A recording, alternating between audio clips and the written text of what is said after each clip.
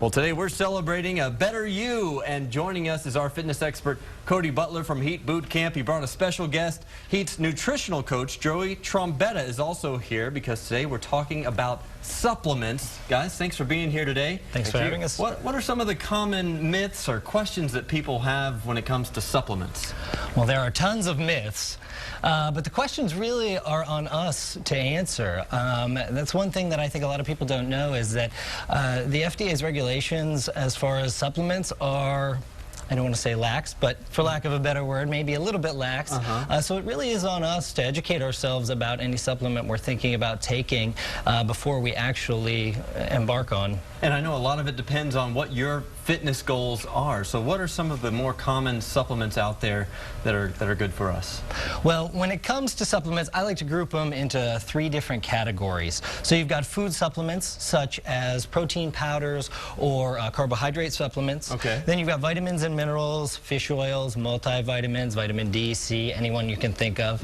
And then there's the third, the lesser known area, which is performance enhancers, weight loss products. These are the ones we need to be real careful of, and definitely consult your physician before taking anything like that. And what's the concern with some of those, the weight loss, the performance enhancers? Typically with the weight loss products and the performance enhancers, a lot of times they're called thermogenics because they actually contain nervous system stimulants a lot of times. Things like caffeine that will actually raise our blood pressure, raise our heart rate.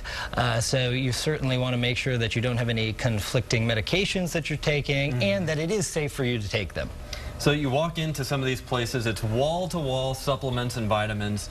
You know, how do you keep from people getting overwhelmed? Where do you start?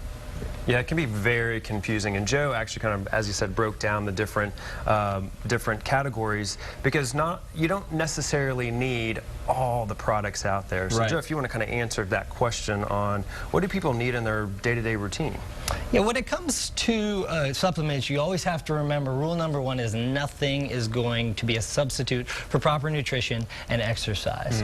So I get a lot of questions, do I actually need any multivitamins? Do I need to take any sort of supplement? And it really varies from person to person. If you have a really solid diet, you exercise, you should be getting the bulk of most of your vitamins and minerals, but you still may be lacking. So once again, it's one of those situations where consulting with your physician, having your blood tests yearly can kind of answer that for you. So these are used to complement a good diet and exercise plan, not to completely supplement. Absolutely. Yeah, absolutely. Okay, and so what are some of the supplements out there that maybe you can't really get too much of, or are there some out there that you can have too much of? Pretty much anything you can have too much of. Certainly with each supplement there's going to be recommended intake, which is typically shown on each of the containers, how much you should be taking in on a daily basis for the average person.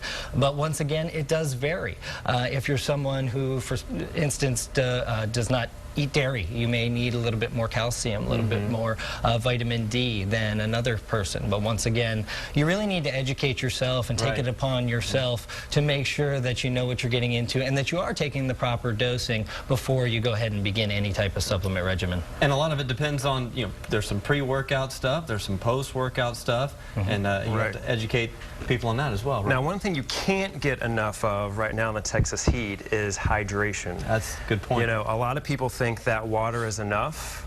And for some it may be, but if you're active, if you're outside, if you're sweating, you need more than water, especially in the Texas heat. And we brought a few different things, from G2 to electrolyte powder. Zico is one of my favorite. You're looking to replenish your sodium and potassium, which you're going to lose quite a bit when you're working out, if you're running, swimming, whatever it may be. Right, so you've got water, you've got electrolytes and things like Gatorade, you have coconut water, and then the goo that I know a lot of runners try to use, and what does that exactly do? Well, basically the goo, you're replenishing your sodium and potassium intake, so as you're sweating, the more you sweat, so if you sweat a lot, you probably need more electrolytes for replacement, but if you don't sweat as much, so again, it's all individualized. Right. You don't want to just assume that if you're a 125-pound lady and a 250-pound man that you're going to take the same amount. Exactly, and the best thing, as you mentioned, is to educate yourself, do your research ahead of time. Absolutely. All right, thank you. Cody Butler, Joey Trombetta, with Heat Boot Camp.